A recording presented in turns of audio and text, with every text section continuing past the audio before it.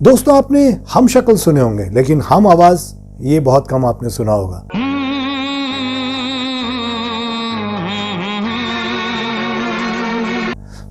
मतलब इतनी मिलती थी उनकी किशोरदा से आवाज, और सही मायनों में जैसे उन्हें रोमांटिक गानों का बादशाह कहा जाता था, इन्हें भी रोमांटिक गानों का किंग कहा जाता था।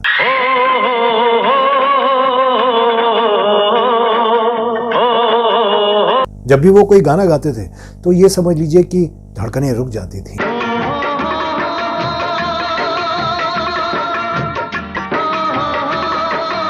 और जब उनके गले से वो स्वर लहरियां निकलती थी तो कानों में मानो रस घोल देती थी। मेरा दिल भी कितना पागल है, ये चुरा के दिल मेरा गोरियां चली। वो कोई दर्द भरा गाना गाएं तो दर्द निकल कर आ जाता था बाहर। जीता था जिसके लिए मरता था। उन्होंने बहुत संघर्ष किया था दोस्तों। ये समझ लीजिए कि एक जमाने तक उन्होंने अपनी मीठी आवाज से दिलों पर राज किया। वो लड़की बहुत याद आती है, वो लड़की। वो नंबर 1 सिंगर माने जाने लगे थे। बाजीगर मैं बाजीगर, दिल वालों का मैं दिलबर। जिस तरह से किशोरदा का जलवा था अपने टाइम पे, बिल्कुल वैसे ही वो भी उतने ही फेमस थे जितने किशोरदा फेमस हुए थे। दिल लेके दिल दिया है सौदा प्यार का किया, हल्की बाजी जीता दिल हार का। 1990 के टाइम पर इस कलाकार ने म्यूजिक की परिभाषा बदल कर रख दी थी। उन्होंने एक तरह से एक जैसे फ्रेश आवाज आती है और पूरी इंडस्ट्री उनके पीछे चलने लगती है। बस ऐसा ही कुछ हुआ था इनके साथ, और उन्होंने ये साबित कर दिया था कि सुपरस्टार कोई भी बन सकता है, बस उसमें टैलेंट होना चाहिए। सोचेंगे तुम्हें प्यार करे के नहीं, ये काली काली आँखें, ये गोरे गोरे गाल। और क्या आप जानते हैं कि दुनिया भर के रोमांस को अपनी मधुर आवाज देने वाले, रोमांटिक गाने गाने वाले इस गायक की अपनी लाइफ में इतना तूफान आया, इतना बड़ा तूफान आया कि बात तलाक तक पहुंच गई थी। और जिसकी वजह से तलाक तक पहुंची थी बात, उनकी वो प्रेमिका भी उन्हें छोड़कर चली गई। एक ऐसी लड़की थी जिसे मैं प्यार कर। और क्या आप सोच सकते हैं कि लगातार 5 बार फिल्म फेयर अवार्ड जीतने वाले इस कलाकार ने ऐसा कुछ कह दिया कि आयोजकों ने आगे चलकर उन्हें अवार्ड देना ही बंद कर दिया। अब तेरे बिन जी लेंगे हम। और क्या आप यकीन कर सकते हैं कि इस कलाकार ने कभी सबसे ज्यादा गाने रिकॉर्ड करने का रिकॉर्ड अपने नाम बनाया था, और उसके बावजूद भी, अपने करियर के टॉप पे होने के बावजूद, उन्होंने अचानक गाना गाना बंद कर दिया। क्या थी इसकी वजह? क्यों इस कलाकार ने कभी बॉलीवुड में सुरों के सम्राट माने जाने वाले एक मुस्लिम संगीतकार के साथ कभी काम नहीं किया? क्या है उनके 2 अफेयर्स और 2 शादियों वाले लव लाइफ की हकीकत? जानेंगे और भी बहुत कुछ, बस आप बने रहिए हमारे साथ। सांसों की जरूरत है जैसे जिंदगी के लिए। नमस्कार दोस्तों, आप देख रहे हैं OSM बॉलीवुड ही बॉलीवुड, और मैं हूं आपका होस्ट, आपका दोस्त अफजल। आज के इस वीडियो में हम बात करने जा रहे हैं एक जबरदस्त गायक कुमार सानू के जीवन में आए उतार और चढ़ाव की। एक दिन आप यूं हमको मिल जाएंगे, फूल ही फूल राह। ईयर 1957, 20 अक्टूबर की तारीख थी दोस्तों।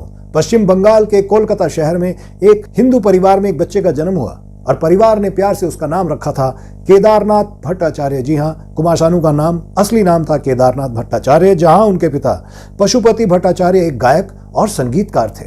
केदारनाथ के घर पर शुरू से ही संगीत का माहौल था। उनकी माँ भी एक बहुत अच्छी गायिका थी, कुशल गायिका थी, और उनकी जो बड़ी बहन थी वो रेडियो स्टेशन पर गाती थी। आज भी वो अपने पिताजी के संगीत स्कूल को चला रही हैं। नजर के सामने, जिगर के पार। इधर मेरा गाना का एक स्कूल है, थोड़ा थोड़ा गाना होता है। हाँ, तो आप लोग जरूर, स्कूल बहुत चलता है। नेचुरली केदारनाथ ने अपने पिता से ही गायकी और तबला वादन भी सीखा था। परिवार के माहौल ने उन्हें एक बहुत अच्छा गायक बना दिया। कुछ ना कहो, कुछ भी ना कहो। केदारनाथ बचपन से ही अच्छा गाते थे, लेकिन फिर भी उन्हें फिल्मों में अपना करियर बनाने के लिए बहुत लंबे टाइम तक संघर्ष करना पड़ा था दोस्तों। मुझको पता है, तुमको पता है। इसके लिए उन्होंने 1979 में उनकी पहली नौकरी कोलकाता के एक होटल विनीत में लगी थी, जहां वो गाना गाते थे, जिसके लिए उन्हें सिर्फ 4000 रुपए मिलते थे। केदारनाथ ने अपनी गायकी करियर की शुरुआत साल 1986 में आई बांग्लादेशी फिल्म 3 कन्या से की थी।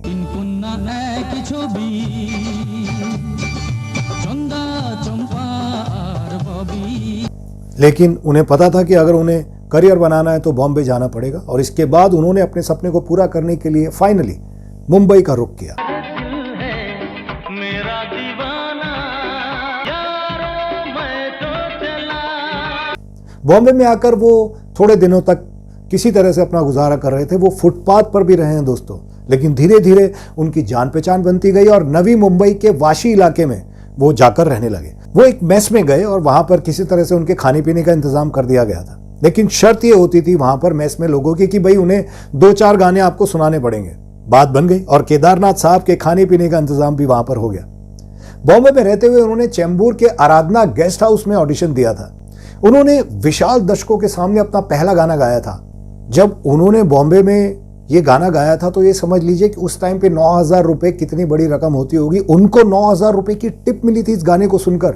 वो किशोर दा के बहुत बड़े फैन थे, इसलिए उन्होंने अपना फेवरेट गाना गाया था, मेरे नैना सावन भादो। मेरे नैना सावन भादो। जब ये होटल के मालिक को बात पता चली तो उन्होंने इमीडिएटली उसी होटल में उन्हें तुरंत नौकरी की ऑफर दी और उन्हें अपॉइंट भी कर लिया।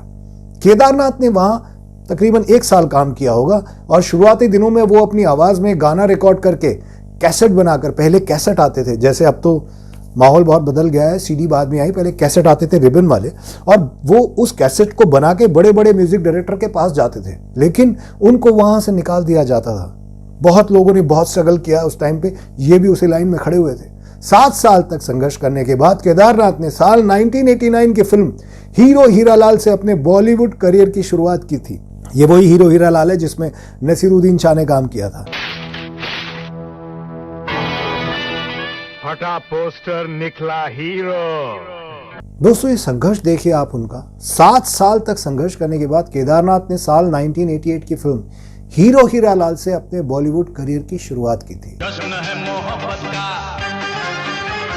शान से मनाना। हालांकि इस फिल्म के गाने को कुमार शानू का पहला गाना माना जाता है, लेकिन वास्तव में उनकी शुरुआत इसके 1 साल ठीक पहले हुई थी।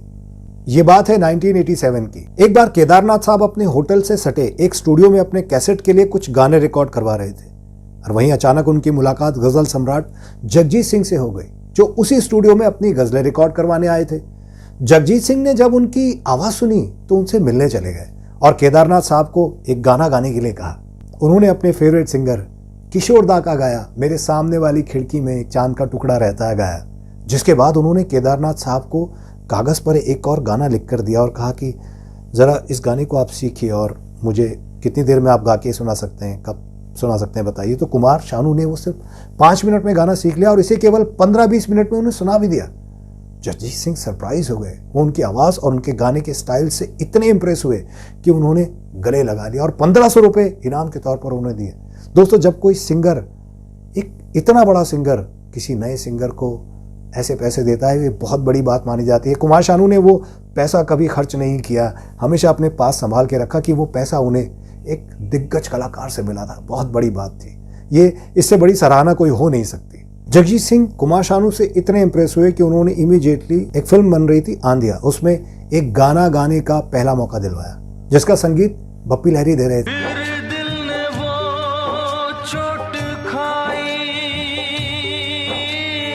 फिल्म में शत्रुघ्न सिन्हा की आवाज के लिए एक प्लेबैक सिंगर की तलाश थी। ये तय हुआ कि ये गाना अमित कुमार से ही गवाया जाएगा। उस वक्त अमित कुमार बहुत एस्टैब्लिश्ड सिंगर थे और गाने की रिकॉर्डिंग की डेट भी तय कर दी। काफी देर इंतजार करने के बाद अमित कुमार स्टूडियो पहुंच नहीं पाए। इत्तेफाक, किस्मत, डेस्टिनी, उसी वक्त कुमार शानू और जगजीत सिंह वहां स्टूडियो में मौजूद थे। अब जगजीत के कहने पर वो गाना कुमार शानू से गवाया गया, लेकिन उन्हें कह दिया गया था कि भाई हम ये डमी गाना गवा रहे हैं, देखो तुमसे गवा रहे हैं, लेकिन अगर अमित कुमार भी इसे गाएगा, अगर अमित कुमार की आवाज में ये गाना फिट लगा तो हम उन्हीं की आवाज का गाना रखेंगे। आप इसको पहले से समझ लीजिए। इस शर्त पर गाना रिकॉर्ड किया गया, लेकिन गाना बप्पी दा को इतना पसंद आया कि ये गाना कुमार सानू की आवाज में ही रख लिया गया।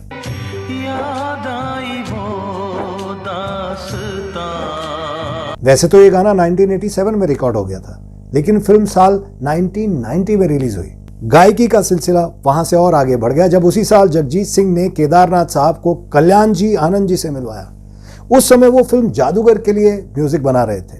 ये संगीतकार जोड़ी भी केदारनाथ साहब की आवाज से बहुत इंप्रेस हुई। चूंकि केदारनाथ की आवाज काफी हद तक किशोर कुमार से मिलती जुलती है, इसलिए कल्याण जी आनंद जी ने उन्हें नाम बदलने की सलाह दी। उन्होंने कहा भाई कुछ फिल्मी नाम रखते हैं तुम्हारा। उन्होंने फौरन ही उनका नाम केदारनाथ भट्टाचार्य से बदलकर रख दिया, जी हाँ, कुमार शानू। फिल्म जादूगर में उन्हें मेरा नाम गोगा गाने का मौका दिया। मैं जादूगर, मेरा नाम गोगा, जैसा नहीं कोई होगा। फिल्म तो हिट रही, लेकिन कुमार सानू को वो पहचान मिल नहीं पा रही थी उस वक्त जिसकी उन्हें उम्मीद थी। हालांकि दोस्तों, कुमार सानू को असली सफलता मिली थी 1990 की फिल्म आशिकी से। जाने जिगर जाने मन, मुझको है तेरी कसम, तू जो मुझे ना मिली। शुरुआत में इसे एक एल्बम की तरह बनाया जा रहा था, लेकिन म्यूजिक डायरेक्टर नदीम श्रवण ने इसमें एक गाने को छोड़कर सारे गाने कुमार सानू से ही गवाए थे। मैं दुनिया भुला दूंगा तेरी चाहत। इस एल्बम के सारे गाने सुपरहिट हुए और म्यूजिक कंपनी ने फौरन इस पर फिल्म बनाने का फैसला बना डाला। नजर के सामने, जिगर के पास। इस फिल्म का एक गीत तू मेरी जिंदगी है, ये गाना आज भी युवाओं का बेहद पसंदीदा गीत बना हुआ है। मेरी जिंदगी है तू।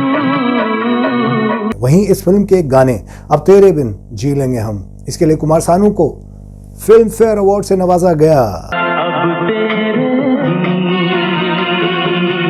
जी लेंगे हम। इसके बाद कुमार सानू ने कभी पीछे मुड़कर नहीं देखा दोस्तों, वो आगे ही निकल गए। दिल का आलम मैं क्या बताऊं तुझे। वो लोकप्रियता के उस शिखर पर पहुंच गए जहां पहुंचना सबके लिए एक सपना होता है, और उसके बाद अगले कई सालों तक कुमार सानू प्लेबैक सिंगिंग में संगीतकारों के पहले नंबर 1 पसंदीदा गायक बन गए। एक लड़की को देखा तो ऐसा लगा, सर्दी खांसी ना मलेरिया हुआ, मैं गया यारो मुझको। दो दिल मिल रहे हैं मगर चुप। कुमार सानू ऐसे पहले गायक हैं जिन्होंने 5 सालों तक लगातार फिल्म फेयर का सर्वश्रेष्ठ गायक का अवार्ड जीता है दोस्तों। बहुत बड़ी बात है, जिसमें साल 1991 में साजन, साल 92 में दीवाना, साल 93 में बाजीगर और 94 में 1942 अ लव स्टोरी जैसी तमाम फिल्में शामिल हैं। रूठ न जाना तुमसे कहूं तो मैं इन आंखों। कहा यह भी जाता है दोस्तों कि अपने एक बयान की वजह से उन्होंने फिल्म फेयर के आयोजकों को बहुत नाराज कर दिया था, जिसके बाद उन्हें यह अवार्ड कभी ना देने की योजना बनाई गई। प्लान किया गया कि अब यह अवार्ड इनको नहीं दिया जाएगा। दोस्तों, हुआ कुछ ऐसा था कि कुमार सानू के मुंह से जो बातें निकली उससे लगा कि अब उनमें घमंड आ गया है, जिसके बाद उन्हें अवार्ड नहीं मिला। हुआ यह था कि जब उन्हें 5वीं बार पुरस्कार मिल रहा था तो उन्होंने कहा था कि मुझे खुशी होगी अगर अगली बार कोई और भी इस अवार्ड को जीते। ये सुनकर कोई भी कहेगा कि ये तो शायद इनके अंदर घमंड आ गया है, ये घमंड बोल रहा है इनका। और इसके बाद नतीजा ये हुआ कि उनको अवार्ड मिला नहीं था, और उसका रिजल्ट ये निकला कि साल 1995 में आई फिल्म दिलवाले दुल्हनिया ले जाएंगे का गाना तुझे देखा तो ये जाना सनम, जबकि इस गाने को अवार्ड मिलना चाहिए था। ये गाना बहुत पॉपुलर हुआ था, सबको पता था, लेकिन जानबूझ के ये अवार्ड उन्हें नहीं मिला। हालांकि ये गाना उस समय का चार्ट टॉपर था, सबसे ऊपर था। तुझे देखा तो ये जाना सनम। और इतना ही नहीं दोस्तों, कुमार सानू को साल 2001 में अमेरिका विश्वविद्यालय से मानद डॉक्टरेट की उपाधि मिली है, और उसी साल अमेरिका के ओहियो के डेटन के मेयर माइकल आर टर्नर द्वारा वो सम्मानित भी किए गए। साल 1996 की फिल्म साजन चले ससुराल, जीत और राजा हिंदुस्तानी और छोटे सरकार, इन फिल्मों के साथ साथ गाने भी उनके सुपरहिट रहे। तुम भी बड़ी चालाक हो, मुस्कुरा के दिल जलाती हो, दिल जान जिगर तुझ पे निसार किया है, क्यों प्यार किया है रे तुझे। साल 1998 में मेहंदी, साल 1999 में आ अब लौट चले, सूर्यवंशम, उसके बाद 2000 साल में कहो ना प्यार है, साल 2002 में हम आपके हैं सनम, साल 2003 में दिल का रिश्ता, 2004 में मुसाफिर, साल 2006 में चांद के पार चलो और 2009 में सनम तेरी कसम। ये सभी उनकी बेहतरीन फिल्म। चांद सितारे फूल और खुशबू ये तो सारे पुराने हैं। कुमार सानू ने अपने करियर में अन्नू मलिक, जतिन ललित और हिमेश रेशमिया जैसे बड़े बड़े संगीतकार के साथ काम किया। ये बताया जाता है कि उन्होंने AR रहमान के साथ कभी काम नहीं किया। रीजन था वो रात में काम करते थे उन्होंने, और कुमार सानू को रात में गाना रिकॉर्ड करना बिल्कुल पसंद नहीं था। सानू ने अपने गानों से लगभग 3 दशक तक फिल्मी दुनिया पर अपना कब्जा जमाए रखा था दोस्तों, और इस दौरान उन्होंने कई हिट सॉन्ग्स गाए हैं, जिसमें एक लड़की को देखा तो ऐसा लगा, मेरी महबूबा, दिल है कि मानता नहीं, तुम्हें अपना बनाने की कसम खाई है, ये काली काली आंखें, लाल दुपट्टे वाली तेरा नाम तो बता और लड़की बड़ी अनजानी है जैसे गाने शामिल हैं दोस्तों। जरा तस्वीर से तू निकल के सामने आ मेरी महबूब। सानूदा ने 350 से ज्यादा फिल्मों में और म्यूजिक एल्बम्स में गाने गाए हैं दोस्तों, और इसके साथ ही उनके नाम एक दिन में 28 गाने रिकॉर्ड करने का रिकॉर्ड दर्ज है। आज तक कोई सिंगर एक दिन में इतने सारे गाने रिकॉर्ड नहीं कर पाया है। अपने एक इंटरव्यू में कुमार सानू ने खुद बताया था कि उन्हें खुद भी नहीं पता था कि उन्होंने एक ऐसा रिकॉर्ड बना दिया है। जब अगले दिन उन्होंने अखबार खोला, ये खबर पढ़ी, तो वो खुद सरप्राइज हो गए, ये मैंने क्या किया। वो खुद सरप्राइज हो गए कि ये कैसे हो गया। उन्होंने कहा ये तो मैंने इसलिए किया था कि मैं बहुत बिजी हूं ताकि प्रोड्यूसर्स को परेशानी ना हो, ज्यादा से ज्यादा गाने रिकॉर्ड करूं ताकि उनका काम आसान हो जाए। दरअसल सानू को किसी प्रोजेक्ट के लिए US से जाना पड़ा था। जाने से पहले वो अपना मुंबई का सारा काम समेट कर जाना चाहते थे, इसलिए उन्होंने एक दिन में 28 गाने गाए थे। जीता हूँ जिसके लिए, जिसके लिए। कुमार सानू को रोमांटिक गानों के लिए खास जाना जाता है दोस्तों। ऐसे बहुत सारे गाने जो आज भी लोगों की जुबान पर चढ़े हुए हैं, भूल नहीं पाते, आज भी गुनगुनाते हैं, इस दौर में भी गुनगुनाते हैं जिस दौर में अरिजीत और बाकी और भी बहुत सारे सिंगर्स हैं जो फेमस हैं। पायलिया हो पायलिया, जिए तो जिए कैसे। कुमार सानू मानते हैं कि उनके मेन कॉम्पिटिटर हमेशा उदित नारायण रहे हैं। क्या आवाज है उदित नारायण साहब की। हालांकि दोनों बहुत अच्छे दोस्त हैं और एक दूसरे की टांग खींचने का कोई मौका वो छोड़ते नहीं है। लेकिन हम दोनों के बीच एक सानू था। इसे हेल्दी कंपटीशन कहते हैं। और ऐसा नहीं है कुमार सानू ने सिर्फ हिंदी गाने गाए, उन्होंने मराठी, असमिया, भोजपुरी, गुजराती, मणिपुरी, मलयालम, कन्नड़, जाने कितनी ही भाषाओं में गाने गाए हैं। अब आपको यहाँ मैं एक ऐसी बात बताता हूँ जिससे आप शॉक होंगे। कुमार सानू गायकी के अलावा बहुत सारी फिल्मों में संगीत भी दे चुके हैं दोस्तों। इसके अलावा उन्हें फिल्म निर्माण में बहुत रुचि है। साल 2006 में तो उन्होंने फिल्म निर्माण का काम भी शुरू किया था, उस तरफ रुख किया।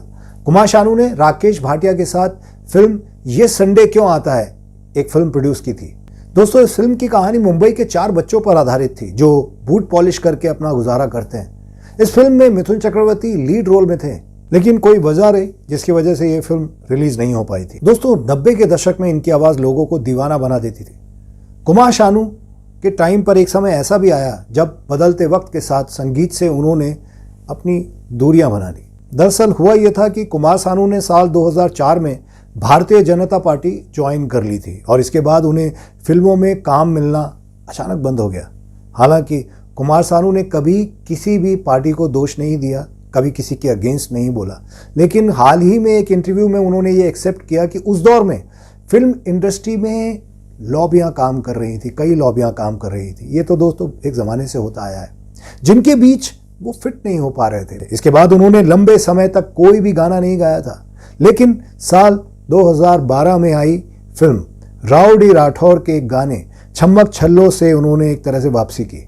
तेरी अदा लगती है कातिल। इसके साथ ही साल 2015 में आई फिल्म दम लगा के हाइशा में उनके प्रशंसकों को उनकी आवाज फिर से सुनने को मिली। तुमसे मिले दिल में उठा दर्द करारा, जीने लगा वो ही जिसे। दोस्तों, इन दिनों कुमार शानू फिल्मों से ज्यादा म्यूजिकल शो और देश विदेश में होने वाले कंसर्ट में भाग लेते हैं, वहां पे वो बिजी रहते हैं। कुमार शानू ने 2 शादियां की और कई नामी गिरामी महिलाओं का उनकी जिंदगी में दखल माना जाता है कि उनके अफेयर्स रहे हैं। कुमार शानू की पहली शादी 1980 के दशक के अंत में रीता भट्टाचार्य के साथ हुई थी। ऐसा कहा जाता है कि दोनों एक दूसरे को कोलकाता के दिनों से जानते थे। शादी से पहले ही वो उन्हें कोलकाता से मुंबई ले आए और वहां उन्होंने करियर बनाया और उसके बाद शादी की। 1988 में उनको पहला बेटा हुआ जिसका नाम जेसी रखा गया। इसके बाद जिको और जान नाम के 2 अन्य बेटे हुए। उनका वैवाहिक जीवन अच्छा खासा चल रहा था और उनका अच्छा छोटा सा सुखी परिवार था। और इसी दौरान सानू सफलता की सीढ़ियां चढ़ रहे थे, खूब नाम शौहरत सब कुछ हासिल कर रहे थे। ये बात है 1990 के दशक की, जब शानूदा का नाम एक कम प्रसिद्ध अभिनेत्री कुनिका लाल के साथ जोड़ा गया था। और दोस्तों, कुछ ही दिनों के बाद कुमार शानू ने खुद को मीनाक्षी शेषाद्री के प्रति बहुत ज्यादा आकर्षित पाया और जो 90 के दशक की सबसे आकर्षक और महंगी बॉलीवुड की अभिनेत्रियों में से एक थी। दोनों पहली बार महेश भट्ट की फिल्म जुर्म के प्रीमियर शो के दौरान एक दूसरे से मिले थे। जब से तुमको देखा है सनम, क्या कहें। इस फिल्म का मशहूर गाना है जब कोई बात बिगड़ जाए, जब कोई मुश्किल पड़ जाए। ये गाना मीनाक्षी चौधरी पर पिक्चराइज किया गया था और इसे सानूदा ने ही गाया है। कहते हैं सानूदा मीनाक्षी की खूबसूरती के कायल हो गए थे। बहुत खूबसूरत थी वो। जब कोई बात बिगड़ जाए, जब कोई मुश्किल पर। उनकी कुछ ही मुलाकात के बाद दोनों एक दूसरे को डेट करने लगे थे। हालांकि ये गाना इतना खूबसूरत है दोस्तों कि इसको तो बाद में और भी दूसरे सिंगर्स ने भी गाया है। तुम देना साथ मेरा, ओ हमनवा। उन्होंने अपने रिश्ते को लगभग 3 साल तक छुपाए रखा, लेकिन किस्मत 93 के दौरान सानूदा की सेक्रेटरी द्वारा दिए गए एक मीडिया इंटरव्यू ने हंगामा मचा दिया। समझ नहीं आया उन्होंने इंटरव्यू क्यों दिया था। उन्होंने कहा था कुमार साहब की बहुत सारी गर्लफ्रेंड्स हैं और फिलहाल तो वो एक बहुत फेमस अभिनेत्री है मीनाक्षी शेषाद्री, उसको डेट कर रहे हैं। खुलेआम बोल दिया उन्होंने। जब ये बात कुमार शानू तक पहुंची, जब उन्होंने इंटरव्यू को देखा तो पहले तो शुरू में उन्होंने इस आरोप से इनकार कर दिया, लेकिन आरोप था ही ऐसा, उनकी अपनी सेक्रेटरी ने यह बयान दिया था। अंततः उसके साथ अपने संबंध को उन्हें स्वीकार करना पड़ा। फिर शुरू हुई एक बदसूरत कानूनी लड़ाई, जिसके बाद लड़ाई हुई, अदालत में गई। फिर 94 में उन्होंने रीता से तलाक ले लिया था। उनके 3 बेटों की कस्टडी रीता को ही मिली। उन्हें हर महीने मोटी रकम गुजारा भत्ते के तौर पर देनी पड़ी। और इस बीच मीनाक्षी शेषाद्री भी कुमार शानू से अलग हो गई। उनका नाम बॉलीवुड के एक जाने माने डायरेक्टर राजकुमार संतोषी के साथ भी जोड़ा गया। हालांकि राजकुमार संतोषी से कभी उनका अफेयर चला नहीं। एक तरफा इश्क की बातें आती थी कि राजकुमार संतोषी बहुत ज़्यादा प्यार करते हैं मीनाक्षी शेषाद्री से, लेकिन मीनाक्षी शेषाद्री कभी उस तरफ उन्होंने अपना इंटरेस्ट शो नहीं किया। उन्होंने तो राजकुमार संतोषी ने बहुत अपनी कई फिल्मों में रिपीट भी किया है मीनाक्षी शेषाद्री को। लेकिन मीनाक्षी ने फाइनली इन सब खबरों से बचने के लिए 95 में एक NRI बैंकर से शादी करके सबको चौंका दिया, सबके मुंह पे ताला लगा दिया। उसके बाद सबकी जिंदगी में बदलाव आया। कुमार शानू की मुलाकात बीकानेर से लंदन जाकर बसे एक बंगाली परिवार की लड़की सलोनी भट्टाचार्य से हुई। दोनों में मुलाकातें बढ़ी, प्यार हुआ और उसके बाद दोनों शादी के अटूट बंधन में बंध गए। और इस जोड़े को 2 बेटियों शैनन और अन्ना का आशीर्वाद मिला। वो लंदन में अपनी मां के साथ रहती हैं। अपने पिता के नक्शे कदम पर चलते हुए सबसे बड़ी बेटी शैनन ने साल 2014 में यूके में अपना अंग्रेजी संगीत एल्बम भी निकाला है। और उन्होंने ही नई दिल्ली में कुमार शानू विद्या निकेतन नामक अनाथ बच्चों के लिए एक स्कूल भी खोला है। बड़े पर्दे पर धमाल मचाने के बाद कुमार शानू अब छोटे पर्दे पर आपको कई सिंगिंग रियलिटी शोज में बतौर जज नजर आते हैं। अब बात अगर सम्मान और पुरस्कारों की करें तो वो बहुत लंबी लाइन है दोस्तों। उन्हें 10 अवार्ड मिल चुके हैं और साल 2009 में तो कुमार शानू को भारत सरकार द्वारा पद्म श्री पुरस्कार से नवाजा गया था। और दोस्तों साल 2015 में तो पश्चिमी बंगाल सरकार ने संगीत के लाइफ टाइम अचीवमेंट अवार्ड से भी उन्हें नवाजा है। कुमार दा एक गायक होने के साथ साथ राजनीति में भी दिलचस्पी रखते हैं। वो साल 2004 में भारतीय जनता पार्टी से भी जुड़े, लेकिन पहली बार उनका सफर ज्यादा लंबा नहीं चला। किसी कारण से उन्होंने पार्टी पद से इस्तीफा दे दिया था, लेकिन अमित शाह के कहने के बाद 2014 में वो एक बार फिर बीजेपी के सदस्य बने। हाल ही में कुमार शानू फिर चर्चा में तब आए जब उन्होंने मुंबई के अंधेरी में दुर्गा पूजा का आयोजन किया था। तो दोस्तों, आपको ये वीडियो कैसा लगा हमें कमेंट करके जरूर बताइएगा, हमें आपके कमेंट का इंतजार रहेगा। अगर आपके पास कुमार शानू के बारे में कोई भी जानकारी है तो हमसे प्लीज शेयर कीजिएगा। अब दीजिए अपने होस्ट अपने दोस्त अफजल खान को इजाजत। मैं फिर मिलूंगा आपसे। आप अपना ख्याल रखिए। टेक केयर, बाय बाय, अल्लाह हाफिज, राम राम।